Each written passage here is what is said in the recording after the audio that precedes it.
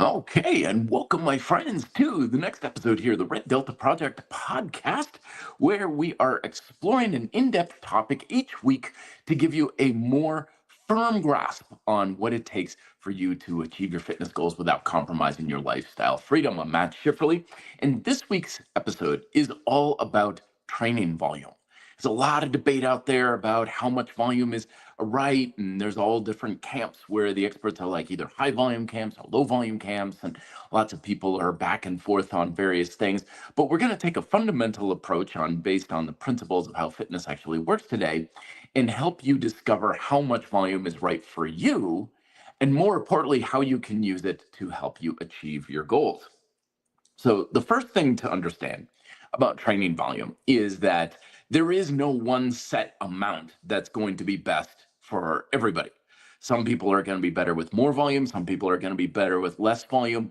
If you're looking for, like, what is the exact amount of volume I should do in strength workouts, in sport practice, or to burn fat and calories, you're never going to find it, or you're just going to find something that's masquerading as a specific amount that you need, and it's based on guesswork and sheer luck.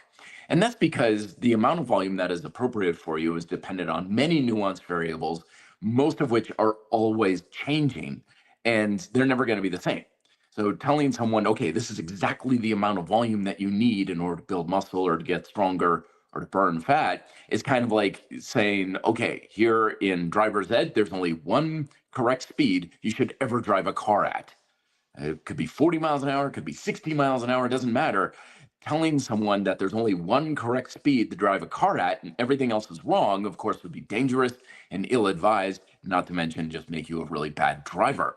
And it's the exact same thing with volume, is when you're looking at volume, the most accurate recommendations you're going to find are things that are on a fairly good range. And the bigger the range, the more realistic it is. But the bigger the range is, the less practical it can be for helping you figure out what you need to know.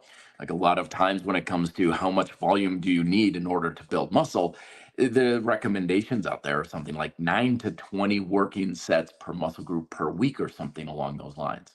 And that's a huge range. Show me a workout program that's not going to fit into that parameter. So it's very much about trying to figure out what is more appropriate for you rather than just what is the correct amount, because there is no one correct amount. There is no one amount that you should always use. And this is very important to break away from the endless research and the searching for, well, what is it? And then you just get lost in paralysis by analysis. And even if you do have a set amount, let's say, for example, we just arbitrarily say 12 working sets per muscle group per week, and you use that and you get great results, well, there's still the chance that you could do better with more. There's still a chance you could be burning yourself out. There's still very much a likelihood that you're going to need to change that over time, because it's never going to be one static amount that's right all the time due to a number of variables and influences. So we got to break away from the idea of what is the one correct volume amount, because there isn't one. And basically, the way to think about it is, too, that your training success does not depend on how much volume you do. I'm never going to tell someone, oh, if you do these many sets per week, you build muscle. Oh, if you practice this skill this many times, you're going to get better at it. Or if you work out for this amount of time, then you're going to lose body fat and get leaner and stuff. I'm never going to say that, because that's not how fitness works. Your ability to get the success you want does not depend on your training volume. It depends on whether or not you can effectively create a, a training stimulus on a consistent basis. That's what determines your success. Can you create a stimulus for burning energy? Can you create a stimulus for building muscle strength and muscular endurance? Can you create a stimulus to improve your proficiency in a given activity?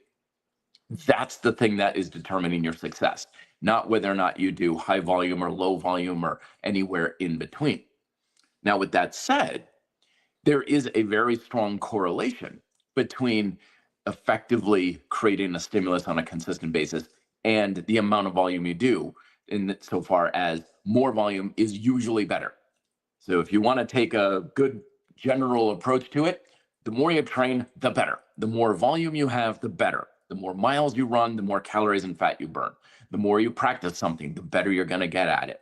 So, in basic fundamental principle, more volume is just better. Don't worry about like, oh, what about low volume training and what about only doing 2 sets per week and stuff like this program recommends or anything. The bottom line is the more you do, the better you're going to get at it. So more is better, with the exception that if doing more compromises your ability to consistently create that effective stimulus, because more will always produce a better result, but only to a certain point. After a while, it creates burnout, it hurts motivation, it decreases proficiency, it compromises the very stimulus you're after. Again, where is that number? Where is that amount of volume that makes that happen? Well, it depends on lots of variables. It depends on how intense the workout is. It depends on how fatigued you're getting. It depends on lifestyle factors like sleep, diet, stress. It depends on your conditioning level. It depends on even environmental factors. All right, out here in Colorado, it can get really hot and that sun can get very intense. So you can be pretty exhausted from a much lower amount of training volume in a workout versus if it was cooler and overcast. There was one time I went out to a park here for a workout and it was like 55 degrees and overcast. I felt like I could just train forever because it was much more comfortable. And other times it's 95 degrees, the sun is melting my skin off, and I feel exhausted from being exposed to all of that heat. And after 3 sets, I'm like, I'm done. I'm finished. So there's a lot of variables, which is why we don't want to be dogmatic about our training volume. We don't want to think what is the correct amount, because then you're not actually pursuing the actual stimulus that's responsible for your success. Now you're going after just volume for volume's sake, or you're going after the successful completion of a workout program. And we don't want to fall for the idea that your success comes from successfully completing a workout program. It comes from successfully and consistently creating an effective stimulus. And volume is a part of that, but certainly not in charge of that. It's certainly not going to be the thing that solely determines your effectiveness of your workouts. So let's go over some of these stimuli that we're after and how volume influences them. And so, stimulus number one, if you're looking to lose and manage body fat levels, is training for the sake of energy expenditure, burning fat, burning calories, burning energy, however you want to phrase it. You want to just get out and burn stuff off. This is the easiest stimulus to go after because doing anything works. And a lot of times we think, what's the best exercise for belly fat? What's the best exercise for losing weight? There isn't one, because everything burns energy. Everything burns calories. With that said, volume is one of the biggest influences in your ability to do that, because by far the biggest influence in your ability to burn a lot of fat and calories is just volume. There's just simply no way you can physiologically burn a lot of energy with low volume training. It doesn't matter about how intense it is or whether or not you have the EPOC, the excessive post-oxygen consumption, or the afterburn effect and everything. All that is true, but not really practically relevant. The bottom line is, I don't care how you train in 15 minutes, you just can't burn a lot of fat and calories in those 15 minutes and even afterwards. It's just physiologically impossible. It's like if I were to drive a car down the street, kill the engine, turn in neutral, and expect it to coast for another 100 miles. It's just physiologically not going to happen.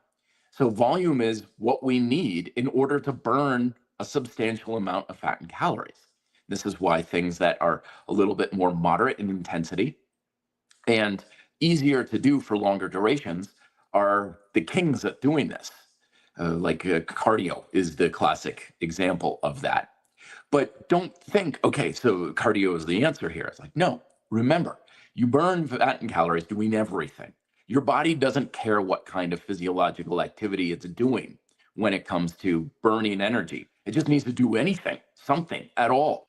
And this is why years ago, when I was involved in kind of like a weight loss competition, sort of Biggest Loser deal back when that was really popular, I told all the members on my team, I was like, I've got one rule. I want you to be physically active for a minimum of 3 hours a day. I don't care what you do.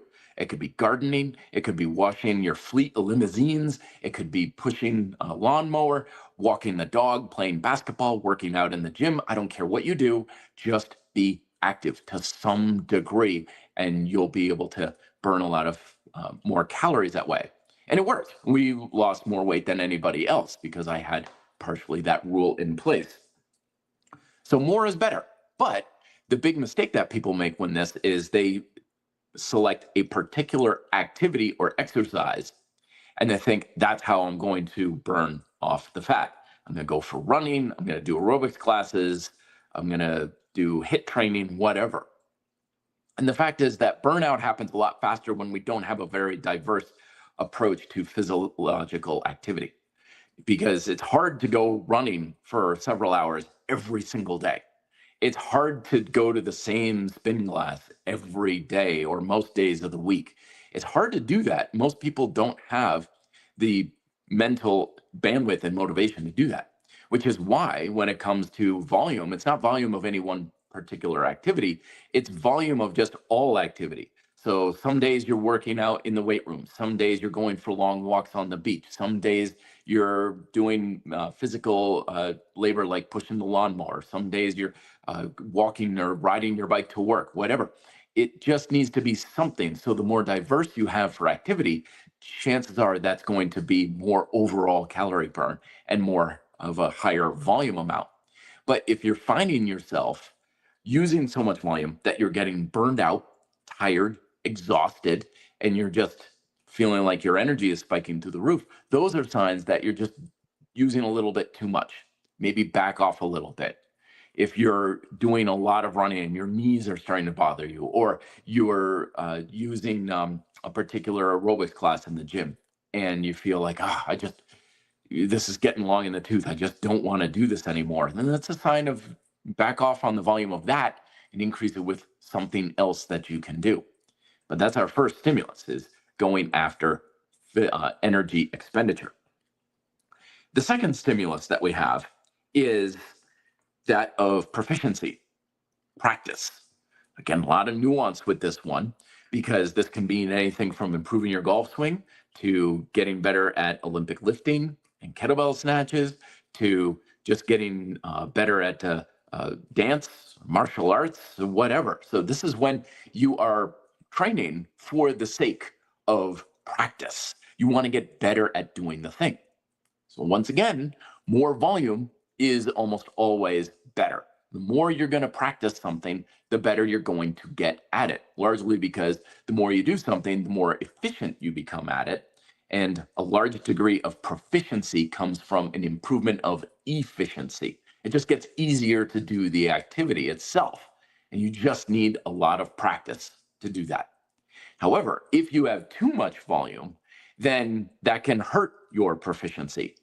Years ago, I knew a martial artist who tackled on this month-long, very high volume training, where he was training in his Taekwondo for hours every single day. And it's like, by the end of the month, I'm going to be incredibly proficient. I'm going to be amazing. My kicks are going to be so strong and powerful. It's going to be amazing. But at the end of the month, he was much worse, much, much worse. His technique was incredibly sloppy.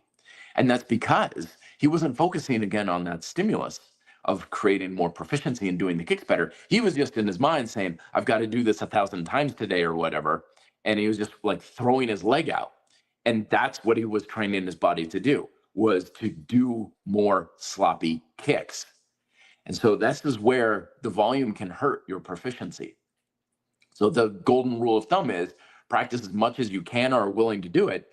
But once you find yourself taking the shortcuts, or the practice is compromising your proficiency and you're noticing burnout, you're noticing a lack of skill, balance, stability, speed, power, whatever you're using as a metric for your proficiency, when those things are getting compromised, volume is too high, you want to back off a little bit. It depends on a lot of things. Some activities are much more fatiguing and require a lot more intensity. If you're doing heavy kettlebell snatches, that's going to fatigue you a lot faster. So you're not going to be able to do as much volume as if you were doing something like shooting free throws on the basketball court. So let the fatigue be a bit of a guide for you, and you're not doing anything that is just for the sake of the volume itself. Get to a question here. Zaid, it's good to see him. May have been training for 6 years, too consistently. I look and feel better, but my muscle mass number is still at 28 kilograms since January. Should I worry about the number or just trust the process? To a degree, trust the process. Muscle growth is incredibly slow, especially past those initial few years of consistent training. Very, very, very slow, especially when you're judging it by pounds, or in this case, kilograms. To a large degree, some people will look at even putting on a few pounds of muscle per year as a big win. So I would say just keep looking for improvement where you can in your workouts. Make sure your diet is on point, good source of protein at every single meal, and you're getting good sleep. And yeah, to a large degree, it is trust the process. It is about making sure that you're checking your boxes when and where you can. But yeah, muscle growth is much slower than people often equate it for, especially past those first few years of training for natural people. And the third stimulus that we're going after, and this is the one that we're most likely concerned with here in this approach, is, of course, neuromuscular conditioning, strength training, in other words. This encompasses three primary objectives: strength, which is the generation of muscle tension; endurance, which is the duration of the generation of muscle tension; and hypertrophy, which is the combination of the two. Now, again, more is better when it comes to volume. If you train more sets, more workouts, and more exercises, you're going to get stronger. If you train more workouts, more sets, more exercises, you're going to improve muscular endurance, more repetitions too, in that case. If you just practice more, you're going to have a higher chance of challenging your muscular work capacity, which is the primary stimulus for hypertrophy. So more is going to get you better results when it comes to lifting. However, if the amount of volume you're doing is causing you to become weaker in your muscular output, then it's going to compromise your strength. You're not recovering enough. You're doing too many sets. You're basically like, oh my goodness, my weights are coming down. I feel so much weaker. Or you can even go by feeling on this. It's like, I feel so much weaker. It's like, yeah, you're probably just doing too much. Same thing with muscular endurance. A lot of times we get fooled by thinking, oh, I'm just tired all the time. I'm really pushing the endurance. No, you want to feel strong as you're pushing the endurance. It's like, wow, I'm really, really pushing myself, but it's easier to push yourself. It's easier to get yourself into that red zone where your muscles are screaming bloody murder to stop, and you can keep doing it. But when you're starting to burn out and you have too much volume for muscular endurance, you get just a little bit of fatigue and you're like, I'm out, I'm done. Okay, that's enough. And then you're just struggling to get any sort of output for any duration of time. Case in point, like a lot of times when people get overzealous on push-up volume, they're like, oh yeah, for a while there I was doing 50, 60, 70 push-ups, but now I burn out after 30 push-ups, 40 push-ups and stuff. You're still challenging your endurance, but the actual amount of time that you're able to generate that tension for is so reduced that your actual work endurance capacity is greatly reduced. So the stimulus isn't as strong. And then when it comes to hypertrophy, of course, tension and endurance at the same time. So you have a good amount of weight and you're really pushing your reps. You're going to a high degree of fatigue and muscular failure there. And again, too much volume makes that really hard to do. And if you're using a lot of volume, particularly in your workout, that's going to be a lot harder. Like if you did German volume training, you're not going to be able to push close to failure for 10 sets of 10. You just can't do it because you have to pace yourself. But when you're creating the stimulus for hypertrophy and pushing close to failure, you don't want to pace yourself. You want to think of like a hill sprint where you're just blasting it with everything you've got, get to the top of the hill as fast as you possibly can. Use everything you have in the muscles in one hard bout. And that's not going to happen if you've got a ton of volume. It's going to burn out pretty darn quick, as it should.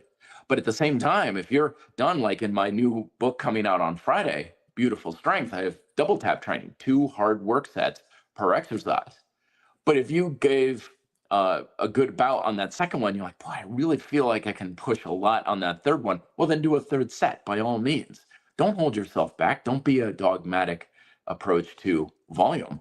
You want to effectively fatigue the musculature in your body. That's how we create the stimulus for hypertrophy. You want to do that quickly. You want to push with good amount of intensity, with a good amount of repetitions to really push close to failure. And you're not going to be able to do that if you've got a lot of volume. And you're not going to be able to do that if you've got 20 different push-up variations. But at the same time, if you do a low amount of volume and you're like, I really feel like I can do more, like I can really push more, well, then by all means, do more, because it's all about creating that fatigue. So you need enough volume to do that, but not so much that you're watering things down. Brian Smith, thank you very much for the tip here, my friend. I do push, pull, squat isometrics every workout with the World Fit Iso Trainer. Awesome. Love it. Max effort every time. I need 2 days to recover now. Yes. How can I do it daily? Doesn't need to be optimal. All right. So I like this question because we're looking at adjusting volume in different ways. Instead of volume of frequency, it's volume of duration in the actual workouts. So Brian, oops, my lights just turned back on. So Brian, what you want to do is change one type of volume for another. You didn't mention how many bouts you do, how many holds you do. So that's the answer, is if you do, let's say 5 holds per workout, and you need 2 days to recover, well, then let's get 3 holds per workout, and then maybe you only need 1 day to recover, or 2 bouts, and then you can do it every day. So it's volume within the workout itself versus volume within the week.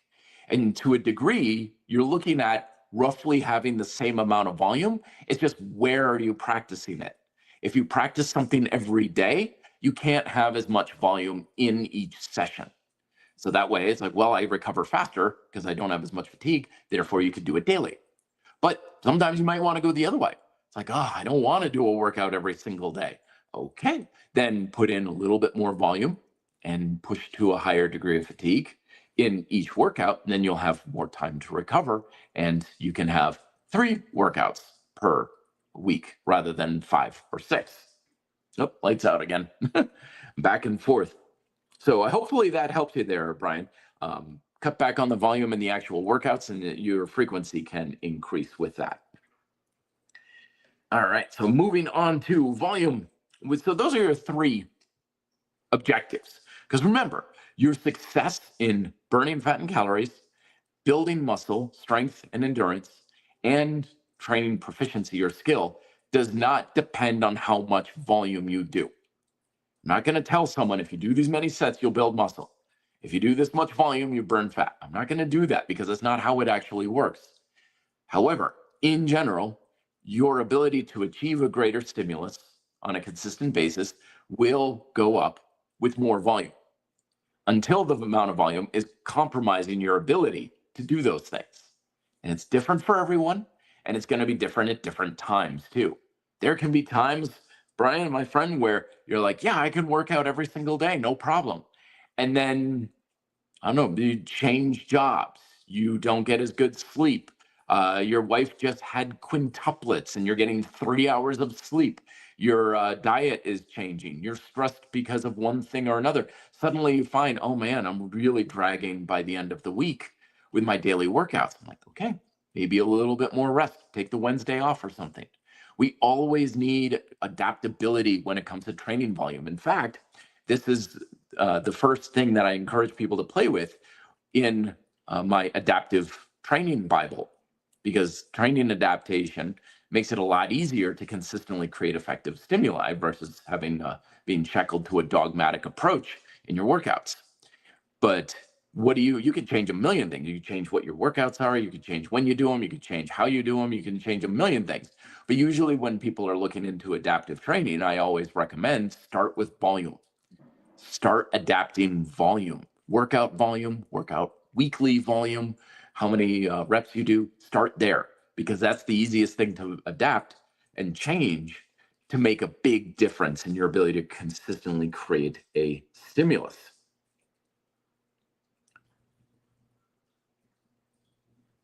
Three saying, Matt, I didn't work out for a week after a grade 2 burn. Ouch, man, that sucks. Sorry to hear that. Injury on my hand. Oh, is it going to destroy all my progress, or should I catch up again fast? Oh, yeah, you're totally screwed. You're 100%. You're going to spend the rest of your life completely negated and weak and small, and everybody's going to point and laugh. I say sarcastically, of course. Yes, of course, you're going to gain it back. Remember, my friends, that when it comes to adaptation due to the stimulus that we create, that there's always a harder bout. It's harder for the body to adapt that initial time. So the first 5 pounds of muscle you build, the first time you learn a new skill, the first time you adapt to a diet and stuff, it takes longer and it's harder to adapt to a stimulus that you have. Then something happens, like a burn on your hand or whatever, and life gets in the way of whatever stimulus is maintaining those results. You lose some of those results. And by the way, you typically lose those results a lot slower than you think, especially when someone has a longer training career. If you've been lifting for a year, yeah, you'll lose the results a lot faster. If you've been lifting for 20 years, it's going to be a while to lose a significant amount of that. Just like me, I've skied since I could walk. I could live in a tropical part of the world for the next 10 years, never ski at all, and then take a ski trip to British Columbia. And yeah, my legs will be sore and stuff, but I'll pick it right back up. And it's the same thing here, because as soon as you re-expose your body to that stimulus again, you will be like springboarded. You'll get it back a lot faster, because your body isn't going, wait, what am I doing? How am I supposed to do this? What do you want me to do? Now it's like, oh, this. Oh, I remember this. Okay, yeah, okay. And yeah, it'll take a bit to get back on track, but it'll be a lot faster. So don't worry too much, my friend. Best of luck with the recovery and the healing, and you'll come right as right. In fact, you'll probably be stronger for it. Zaid is following and saying, Matt, how long before an increase in calories or protein would result in breaking a plateau in training? It largely depends on if the inadequacy of calories or protein is the rate limiting step. So if your ability to build muscle and get better at training and stuff is being hampered because you're not eating enough and you're not getting enough protein, then getting more should elicit a pretty noticeable improvement, sometimes within days, sometimes even hours. Back in the day when I used to have a lot of disordered eating habits and stuff, I was chronically suppressing my food intake, and I would, quote, let myself go and go eat a Philly cheesesteak with some French fries and be like, oh no, I just did something wrong. And like that afternoon, I would have a killer workout because my body was finally being fed. So if you are really being limited and you're not eating enough and you're not getting enough calories, and you're not getting enough protein and stuff, it should be pretty darn quick. But if you are eating enough and you are getting enough protein, then you're never going to get a benefit. You're never going to get anything from it because that's not the rate limiting step. And that's why I always recommend to people start with a stable diet. You don't need to track anything necessarily, though it can help get an idea on things. But 3 meals, breakfast, lunch, dinner, every meal, good solid protein source, good solid plant source, fill in the gaps with anything else that you want, eat enough to satisfy. If you certainly want to throw in snacks, make sure they're protein or plant-based for snacks, and start there. Because the biggest thing that holds people back when they're not eating enough isn't the fact of they're not getting enough calories and protein. They just have a very unstable diet. They're like, well, over the weekend, I went all Saturday and I didn't get to eat anything until dinner. And then I just went out and ate a single slice of pizza. And then Sunday, I ate like tons of calories at the Chinese buffet. And then we were just snacking at a football game all day. And then on Monday, I didn't eat anything until lunch. in which case I just had a iceberg salad, which is basically inconveniently packaged water. So their diet's just all up and down, all over the place. And they're like, am I eating enough? Am I getting enough protein? I'm like, you're not even at the point where you should worry about that yet. You need to get your diet stable first. 3 meals, plants, protein, fill in the gaps, eat to satisfy, plants and protein snacks. You do that, chances are very good that'll take care of you. Chances very good. And then if you're like, am I getting enough? Then you just increase portion sizes, just more of whatever you're used to. And that is when you should notice an improvement. If you don't really notice any improvement, well, pat yourself on the back. Your diet's already good. Look elsewhere for your progress. So continuing on volume, here's another way, like, can you give me an easy way to know if I've got enough volume or if I'm using too much or too little? And this is where motivation comes in, because motivation is like a canary in the coal mine for volume amount. Because remember, you can be successful with a wide range of volume. You don't need to get that nail hit right on the head of exactly this many sets per week. You can have a wide range and be fine. But when you are getting too low in the volume and too high in the volume, it will impact your motivation level. Here's what I mean. Okay? When your volume is too high, you are effectively compromising your stimulus and you're putting in more time, energy, and effort with either a compromised stimulus or the stimulus is flat and the same. And as I discussed in my book, Be Fit, Live Free, the chapter on the fundamental approach to human motivation is that we're always motivated due to our emotional balance sheet. When our perceived costs are very high and benefits are low, motivation starts to go down. And that's a very healthy, normal response. That's not weakness. That's not lack of discipline or any of that BS.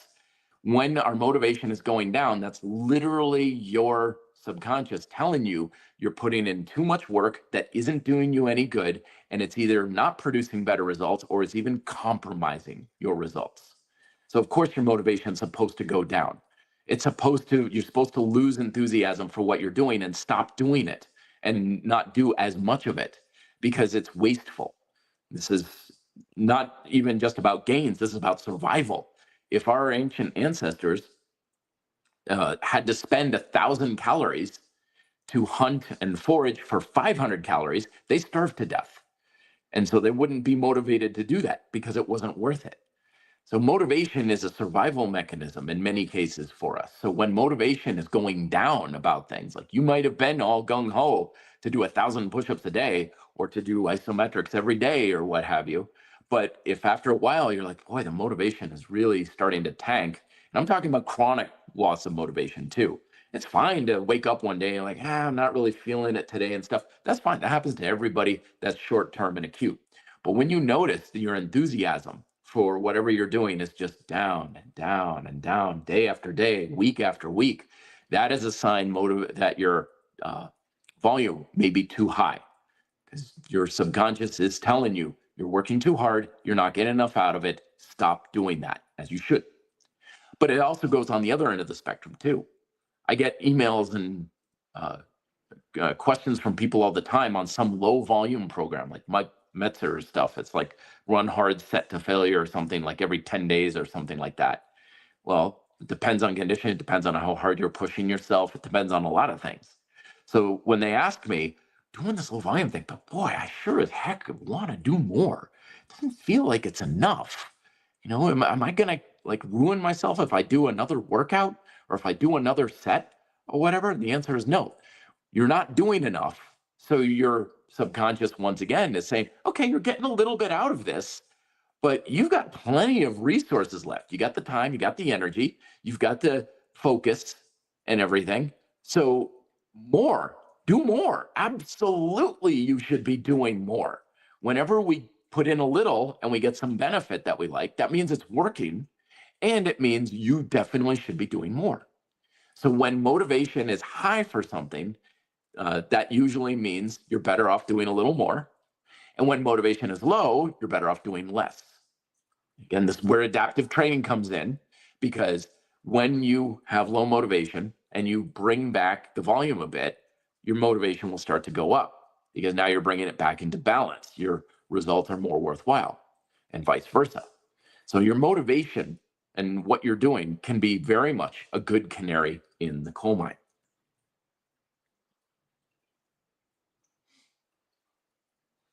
Next question coming in. What do you think of the superset of compound exercises? I love it. I implement it all the time. Is it enough for conditioning and building muscle? Well, the conditioning of what is always a good question. But yeah, supersets are a great way to save time, to help with a little bit of mental and physical conditioning for sure, but especially with compound stuff. Like if you're supersetting bicep curls with tricep extensions, it's not a whole lot of demand on your metabolic demand on your system, so you're not really going to get the heart rate up all that much. But if you're supersetting like deadlifts with pull-ups, oh yeah, or dips or something, yeah, it can certainly work. And yes, the science is very clear. It's very effective for conditioning, so it can definitely work. But again, it it doesn't boil down to whether or not it's effective. It's about the stimulus you're after. So you're looking at building muscle and conditioning. Now, to a degree, these two can be in opposite ends of each other when it comes to the stimulus. If you're doing dips, pull-ups, and lunges, yeah, you're going to get your heart rate up pretty good. You're going to really be pushing it, kind of thing. But are you going to be able to challenge your work capacity as effectively in that state? No. So, it's kind of which kind of stimulus do you want to have? Are you going after the conditioning? Then rip through it real fast, kind of like timed Metcon stuff, like in CrossFit. But if you're like, I want to really focus on building muscle, then yeah, you can still superset, but make sure you've got plenty of rest in there. Plenty of rest for the sake of catching your breath, recovering your focus, so that when you do that next set of whatever exercise that is, you can really give your high effort to it. You can go heavier, you can go for more reps, and you can really push the fatigue level a lot higher. So we're always playing this balance game between various stimuli. And that's not to say you can't do it. That's not to say, oh, if you go for conditioning, you'll never build muscle and vice versa. Oh, no. But if you're like, I want to really improve my conditioning and I really want to build muscle, well, in that case, you're probably better off having separate workout bouts for those sorts of things. Which again, if you're looking for, I want to burn some calories, good. Separate workouts gives you more overall training volume for more overall burn. Man, just Billow following up. Matt, I used to do more volume, but when I cut my volume down to 2 weeks, two sets, work my chest in one workout, my shoulders is in the next workout, I do not feel as fatigued. Yes. So this is the thing with volume that we want to pay attention to, is that a lot of times, especially when we don't understand what kind of stimulus we're trying to create in our workouts, we use fatigue and effort as ways to judge how effective our workouts feel. Not how effective they actually are, how effective they actually feel. I used to do this for many years myself.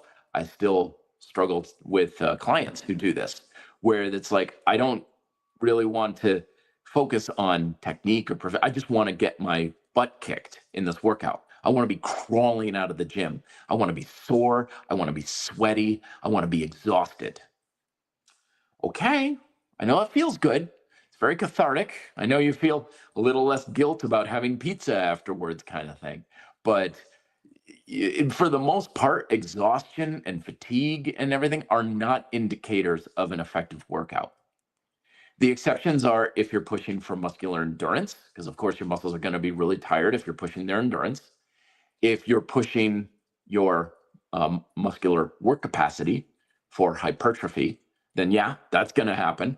If you're giving yourself a couple of good hard sets, then and real close to failure, that third set should have a noticeable drop off. I did that the other day with pull-ups. I got like 15 reps, and then I got 13 reps, and then I got like 5. It was like boom, a big drop off. That's how I could certainly know. It's like, yeah, I really challenged my muscular work capacity. But even so, I wasn't like so tired I couldn't lift my arms. I wasn't feeling catastrophically sore and achy and exhausted in those muscles the next day. So when we are basing things off of our stimulus, we go after the stimulus, and that's the thing that's responsible for results. And we use however much volume we can do to achieve that as stimulus as much as possible, but not so much that it's compromising the stimulus. But when we don't know what that stimulus is, we don't have an effective target that we're shooting for in our training. It's kind of like just shooting arrows blindly into a field or into the air. It's like, okay, I'm just shooting arrows all day long. I guess it's going to make me a better archer, better marksman. I can throw darts at a wall all day long. I'm going to get real good at throwing darts at a wall, but I'm not going to become a good dart player because I don't know what target I'm trying to hit. I don't have something I'm aiming for. And when we don't have a target we're trying to hit, hard work, effort, and exhaustion in and of themselves become the target. And that's dangerous. That's dangerous because then we're like tired and we're exhausted and we're sore and we're like, I'm going to go do 1,000 push-ups because I'm going to get even more tired and more exhausted and more sore. It's like, no, you're chasing the wrong thing. It does not matter how successfully you implement a flawed plan. You're always going to fail. You cannot be successful no matter how effectively you implement a flawed plan. And for the most part, when we seek out exhaustion and fatigue and soreness, that's a flawed plan because we're not going after the stimulus we're after. But when you go after the stimulus you're after, yeah, you're going to be fatigued to some degree and exhausted. And some things just happen too. Some things are just going to be fatiguing. I go for a long bike ride with a buddy of mine. I don't bring enough food and water. I'm going to be crawling my way back home. I'm exhausted. I'm tired. Was that an effective way to burn fat and calories? Not really. But if you don't know that, then yeah, you come home, you collapse on the couch, you don't move for 3 days, and you're like, that was an awesome ride. No, it wasn't. But that's the reality a lot of us face, is that we're not actually training for an effective result. We're training for what we feel is an effective result. And feelings can be very subjective and lead us astray. Zion saying isometric exercise for runners. Traditional strength training tends to impact my runs and are difficult to make time for. See, this is why I wrote my book, Bodyweight Training for Cycling, which is actually kind of more bodyweight training for endurance athletes. It applies just as much to runners as everything else because this is the challenge that we endurance athletes often have. You're spending a lot of volume on your chosen sport, like running in this case. Spend a lot of time, a lot of energy, a lot of motivation for running. You're just not going to have a whole lot for strength training. But strength training is incredibly important for endurance athletes. It improves performance. It helps to stave off imbalances and injury. And it can just make what you're doing a lot more rewarding and fun too, provided that the amount of total volume from your runs and your strength training doesn't compromise either, because that does happen very often with athletes, is they have so much strength training that they're using so much time and energy that it actually hurts their strength training and it hurts their runs, as my man here is attesting to. Isometrics is a good play for you because it's a very low resource intensive form of strength training. So anyway, the little speech there is done. I should do an isometrics for endurance athletes book too. That's a good idea. So isometric exercises for runners, I'm going to give you 3. These are the only ones you're going to really need. Isometric lunges, isometric deadlifts, okay, for your hamstrings and your hips, good kick there, and overhead press. Standing overhead press. And that is not so much just shoulders, but core, getting force to travel through the entirety of your body. Because especially for runners, one of the things that compromises your strength, speed, and endurance is the inefficient use of force going through your body, especially when you're going downhill. Because every footstep you have is shooting force through your body. And if you don't have good lumbar support and shoulder stability and core support and hip support and everything, then everything just kind of Raggedy Ann's a little bit. You may not notice it, but it's happening. When you compound those misalignments and inefficiencies over thousands of steps, it makes a big difference. So once again, isometric lunges, isometric deadlifts, single leg or double leg, whichever you prefer, and standing overhead press. Those are your 3 exercises, and that's what I would recommend, which dovetails, segues into my next tip on training volume. It's like, okay, Matt, give me some sort of practical advice here when it comes to training volume. Something that I can take home and use, because going after stimuli, using motivation as a canary in the coal mine, some of this stuff can seem a little vague, but it has to be, because I don't know exactly what you need. No one does. And it's going to take some trial and error for you to dial things in a little bit. But here's a good baseline that you can go off of. This is something that I've observed over the years. I've been a fitness coach for over 22 years now. And whenever I start people with this baseline, that gets them pretty darn close to where they need to go most of the time. And from there, it's just tweaks here and there, which you use the stimuli as a good marker for gauging those things. And this is the rule of 2 to 3. How many times a week should you work out for a particular thing, like weightlifting? 2 to 3 times. How many exercises should I do for muscle group? 2 to 3. How many sets should I do? 2 to 3. How many meals should I eat? 2 to 3. How many minutes should I rest between sets? 2 to 3. How often should I change things up? 2 to 3 weeks even. 2 to 3 is just this number that gets us so close to a general good ballpark estimate that you can apply it to many things and you're gonna get mostly there. How many times should you go to basketball practice? 2 to 3 times a week, that sort of thing. So 2 to 3, start there. Let your ability to achieve your stimulus, motivation, and your ability to effectively get what you want be a gauge for should you do less or should you do more. Because some things you're going to do a lot less. Some things are going to be very rare. Like a friend of mine and I, we have a annual tradition where we ride our bikes up Pikes Peak.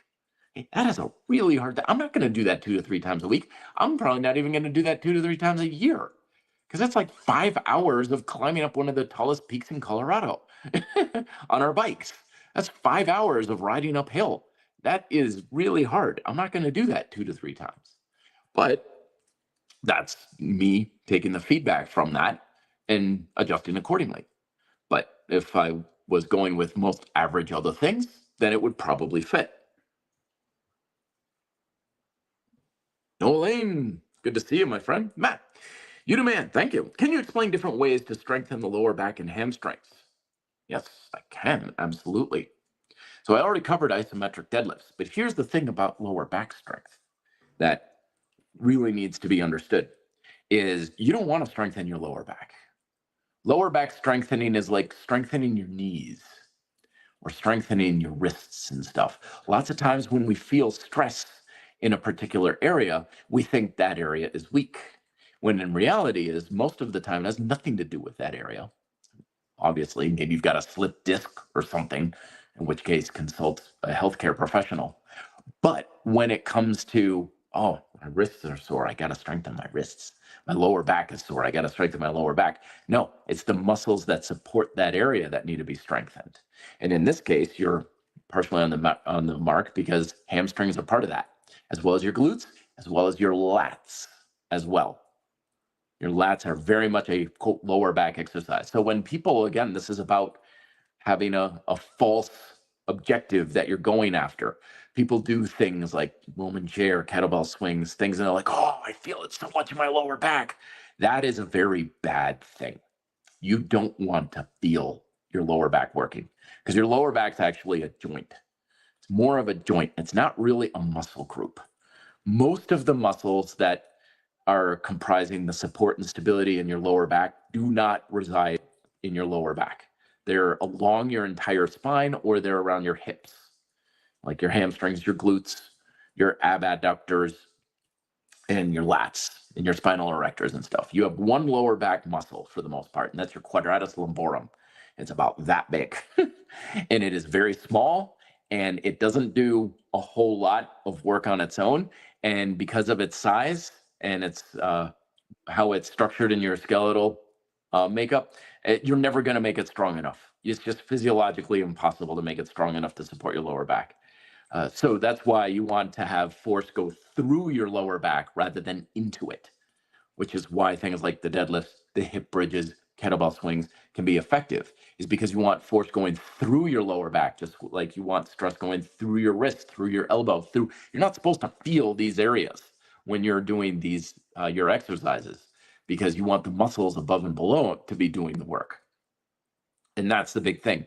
The other thing I'll add to that, though, is lateral training, side planks particularly, that I cover in all of my books, even in my new one coming out on Friday, Beautiful Strength, on how to look and feel more attractive through calisthenics, is side planks are very effective for, quote, lower back training. And again, it's because it has almost nothing to do with your lower back, but everything to do with the muscles that run through your lower back, and your erectors, your multifidus, your iliocostalis, your lats. And yes, it does work your quadratus lumborum and your lateral hip and everything else too. So that would be the one thing I would look at. I've got a video here on the YouTube channel on unconventional ways to work your lower back, or just search lower back. You'll find some recommendations there. And that'll do a lot there for you, Noah. Good to see you, my friend Joseph. Hello, Matt. When I do push-ups or pike push-ups, my second set drops in reps. Yep. But when I work my legs, I find it harder to, they're really hard and it takes more reps. What do you think I should do for low reps? Not quite sure exactly. I think I know what you're saying here, Joseph. So this is another example of where adaptability can come into play. Is you can find that with your upper body, like pike push-ups, like, oh yeah, 2 sets, muscles are cooked. They are fried. They are good. I have definitely challenged my work capacity in 2 sets. But with legs, it could be like, I feel like I'm just getting in the groove at 2 sets. And then I'm ready to work harder. Okay, then keep going. Remember, we don't train according to volume. We train according to objective, the stimulus you're trying to create. So if you need more volume to train your legs sufficiently to make them work and challenge their capacity, more volume, more sets, my friend, more sets. Could also be that you don't have enough intensity with the legs. Legs are hard to train. Legs are very strong and they have crazy endurance, which is why they're so painful to train. You got to go heavy and you got to use a lot of reps. I think it was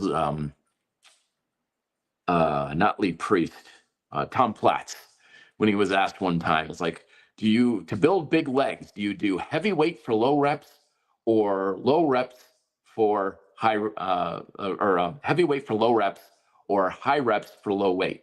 And he's like, you do heavy weight for high reps. And people are like, that's not quite possible. He's like, exactly. Like, that's what challenging your work capacity does. You're asking your muscles to put forth a degree of output that it's just not quite physically possible, or just outside of its ability. And that's why your muscles have to adapt. But if you're not going heavy enough and you're not going with enough volume and challenging your capacity, there won't be much of a stimulus for your muscles to get bigger and stronger. So you may just need more volume there, Joseph. Very much a that's something that you need to do. Ben is following up on my 2 to 3. How many girlfriends should I have? 2 to 3? No, but you may be onto something there with good, close people in your life.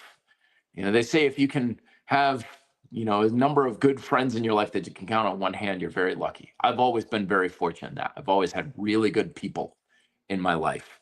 But yeah, it's the same thing, when they say if you've got a laundry list of priorities, you don't have any priorities, kind of thing. And so it's kind of a similar thing where you're looking at keeping the numbers relatively low, keep quantity focused and stuff. And dating options, sure, 2 to 3 may be a good if you're really kind of in the casual dating scene and you're like, a couple dates here, a couple dates there, nothing serious, then yeah, you 2 to 3 may be a good number, to kind of be shooting for. I could see that working. But if you have a girlfriend, you got one, of course, because now you can put all of your energy and time into that. How many times a week should you see your girlfriend? Maybe 2 to 3, how many dates should you go on, kind of thing. So it could be a thing we could really extrapolate to a number of areas. Apex Mo, it's good to see you, my friend. He brings up a good question here, saying, Matt, I work 50, 60 hours a week. Labor, I train 3 times a week with your double tap training method with support days in between. Got some golfer's elbow and rear shoulder issues. How can I keep building muscle while managing that? So really interesting, a lot to unpack here. But first and foremost, when you have injury, there's another example of when volume may need to really go down. So if you've got a golfer's elbow kind of thing, always work around pain. Of course, don't do anything with that. And you may want to decrease the volume because stuff like that takes a while to heal. It can really be a long, frustrating road to hoe. But when you're looking at injuries and adjusting volume, you also want to look at any type of thing that you may want to do for lower weight or resistance for higher rep to just get blood flow into it. I've had physical therapists who I've hurt every joint in my body many times throughout my lives. And sometimes part of the therapy for that is just real light moving the shoulder and the joint, not super heavy, not burning anything out, just getting it moving to speed up the healing process with that. So if rows are better for your elbow than pull-ups, then you do rows. If you feeling like you can do it better with rotation of the handles, then go with that. If you're better off with a certain grip, go with that kind of thing. To a large degree, it's just don't do things that hurt, and know that usually that golfer's elbow is too much chronically internally rotated shoulder. That's usually what goes on. So practicing external shoulder rotations, kind of thing, warming up shoulder rotations, setting external shoulder rotation on pull chain exercises will keep some of that golfer's elbow at bay as well. Also with push chain, for sure. Let me see here what I got for last little bit for volume. I think I've kind of compromised or covered everything. So real quick recap is remember that volume is very important. If you do too much, you're going to but your results don't come from the volume you do, they come from the stimulus you create. By and large, more volume means better stimulus, but if you have too much volume, it can compromise your ability to consistently create that stimulus. So adjust and adapt that volume to make sure that you can get what you can, and know that you don't need to optimize anything in the long run. It's like driving your car through traffic. Sometimes you're going slower, sometimes you're going faster. That's fine. You're going to get there fine. You're going to get there safe. You're going to get there as quickly as you can. But if you have a dogmatic approach, you're like, I'm always going to do as much as possible. I'm just going to drive myself into the ground. Isn't fatigue and exhaustion good? No, not always. It's kind of like just a consequence. It's like if I'm driving to that destination, I think, well, I burned a lot of gas. That's awesome, right? That means I'm getting closer. Not necessarily. We don't want to have correlation. We want to have causation. And volume is something that we want to use as a tool and a measurement in our ability to effectively, consistently create a good stimulus, but it's not the goal in and of itself. You want to instead expend energy as much as you can if you're trying to burn fat and manage your body fat levels. You want to practice and improve your proficiency when skills are concerned. You want to improve your strength, endurance, or challenge your muscular work capacity for building muscle and hypertrophy. And that's what the real goals are. Use whatever volume you can or need to in order to make those things happen. So thank you very much for coming on in here, folks. This will be live and updated And I've got more videos on this in both short and long form coming here on the RDP YouTube channel. So make sure you're subscribed and you can follow those.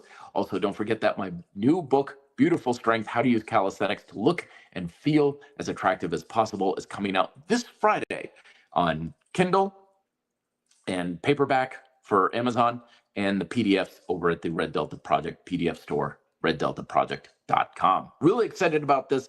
It's my most structured program that I've ever created on how to specifically train for exactly that. And more importantly, avoiding a lot of the ugly pitfalls that befall a lot of folks when they're like, I want to look good naked. I want to get laid more. I want to have more respect for my peers. Well, going after just abs and bigger biceps can often have very ugly, unattractive consequences. I sure as hell know.